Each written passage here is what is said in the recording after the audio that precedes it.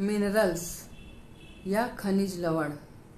तो friends, minerals क्या होते हैं, खनिज लवण इनकी हमारे बॉडी में क्या ज़रूरत है, ये हमें कहाँ से मिलते हैं और इनका कौन कौन से खनिज कौन कौन से ऑर्गन के लिए ज़रूरी हैं, आज के इस वीडियो में हम यही सब बताएंगे। तो आप वीडियो पूरा देखिएगा और समझ लीजिएगा कि खनिज यानी कि मिनरल्स हमारे बॉडी के लिए क्यों आवश्यक हैं, इसे हमें क्यों लेना चाहिए। तो फ्रेंड्स, चलिए शुरू करते हैं। फ्रेंड्स, मिनरल जो होते हैं वो एक इनऑर्गेनिक कंपोनेंट है, मतलब अकार्बनिक पदार्थ है, जो कि मतलब अर्थ में पाए जाते हैं, मिट्टी में रहते हैं। वो कार्बनिक यौगिक नहीं होते हैं और ये इनका एक केमिकल कंपोजिशन होता है, क्रिस्टल फॉर्म में होते हैं ये।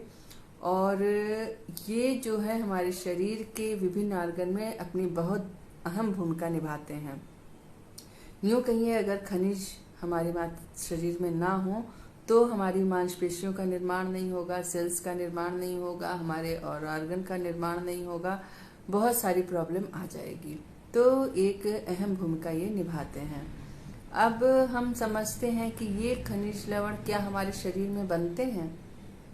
जी नहीं, ये खनिज लवण हमारे शरीर में बनते नहीं हैं, इन्हें हमें बाहर से लेना पड़ता है ना। अगर आप ये सोचें कि हमारे बॉडी में ये पहले से हैं, तो ऐसा नहीं है, इनको हमें बाहर से लेना पड़ता है।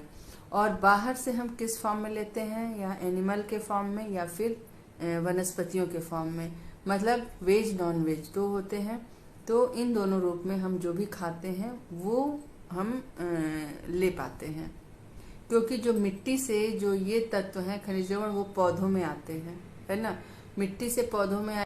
तो फ्रेंड्स, हम जब सब्जियां खाते हैं या हम नॉनवेज वगैरह खाते हैं, तो उनके थ्रू जो मिनरल्स हैं, जो खनिज हैं, वो हमारे बॉडी में आते हैं। बॉडी से वो हमारे ब्लड में जाते हैं और शोषित होकर के, और ब्लड से पूरे बॉडी में सर्कुलेट हो जाते हैं, और इस तरीके से पूरे बॉडी में मिनरल्स का डिस्ट्रीब्यूशन हो जाता है। ठीक है, ये तो एक प्रोसेस हुआ कि हमारे बॉडी में मिनरल्स कैसे आते हैं। तो ये आप भ्रम छोड़ दीजिए कि मिनरल्स जो है वो हमारे शरीर में खुद से बनते हैं, नहीं, मिनरल्स को बाहर से लेना पड़ता है। ठीक है, ये क्लियर हो गया। इसके बाद आपको ये समझना होगा कि कौन सा मिनरल हमारी किस बॉडी के लिए, किस बॉडी ऑर्गन के लिए जरूरी है। एक ही मिनरल जो है वो सारे ऑर्गन के लिए नहीं जरूरी होता है, सबके लिए अलग अलग है ना। जैसे हमारे दांतों के लिए होता है फास्फोरस, है ना, ये बहुत जरूरी है। कैल्शियम जरूरी है, हड्डियों के लिए कैल्शियम जरूरी है, ब्लड के लिए आयरन जरूरी है, हार्ट के लिए पोटेशियम और सोडियम जरूरी है ना। तो ये सब चीजें जो हैं, आपके जो जिंक है, मैग्नीज है और आपके सेलेनियम है, ये सारे ऑर्गन, मतलब दो कैटेगरी में आप मिनरल्स को बांट सकते हैं, एक माइक्रो और एक होते हैं मैक्रो।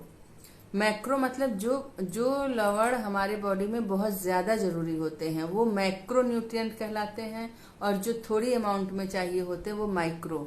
माइक्रो मतलब जिनकी बहुत थोड़ी सी अमाउंट भी हमारे शरीर के लिए बहुत है, वो माइक्रो में आ जाएंगे। मैक्रो में मतलब जो ज्यादा हमें खनिज लवण चाहिए होते हैं।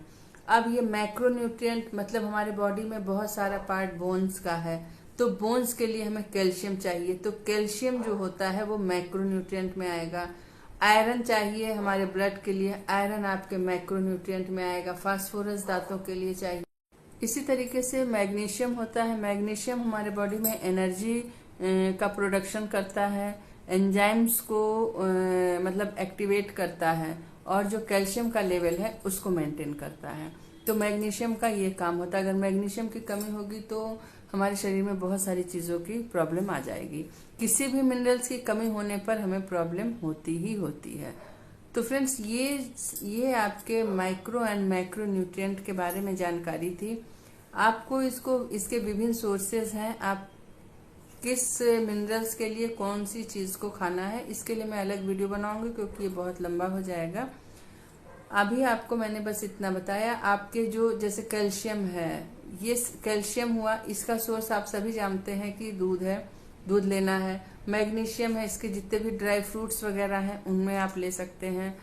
हीमोग्लोबिन है, उसका आयरन है, आयरन का सोर्स पालक है और आपका चुकंदर है, और ब्रोकली है, ये सब चीज़ें हैं।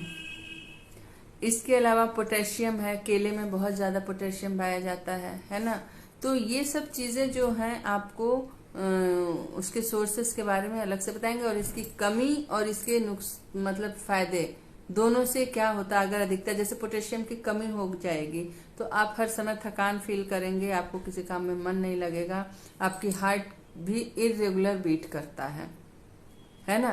तो ये हार्ट की जो रेगुलरिटी है उसको मेंटेन करने में पोटेशियम का बहुत हाथ होता है।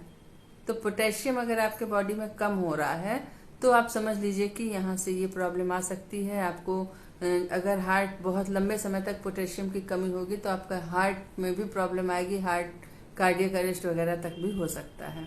तो फ्रेंड्स, ये सब कुछ मिनरल्स के बारे में जानकारी थी। तो वीडियो अच्छा लगा होगा तो लाइक कमेंट शेयर